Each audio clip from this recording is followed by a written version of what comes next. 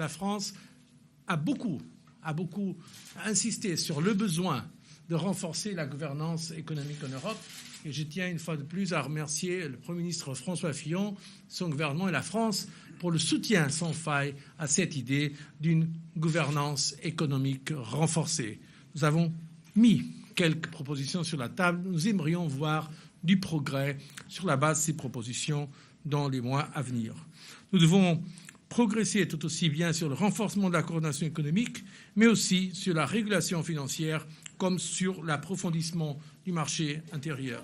Nous avons discuté de tout ceci avec François Fillon, comme nous le faisons avec tous les États membres. Je pense donc pouvoir dire, et je parle sous le contrôle du Premier ministre français, que nous partageons la conviction que ce sont autant de progrès nécessaires pour relancer notre potentiel de croissance et pour renforcer le rôle de l'Europe dans le monde. Je voudrais saluer les réformes ambitieuses annoncées par le gouvernement français ces dernières semaines, notamment dans le domaine des retraites.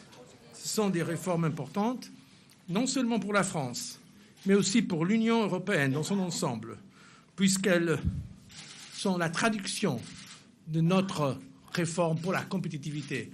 L'Europe doit devenir plus compétitive quand elle fait face à des concurrents très très puissants. Et c'est évident que si nous voulons maintenir et renforcer notre modèle social, on doit l'adapter, on doit le moderniser.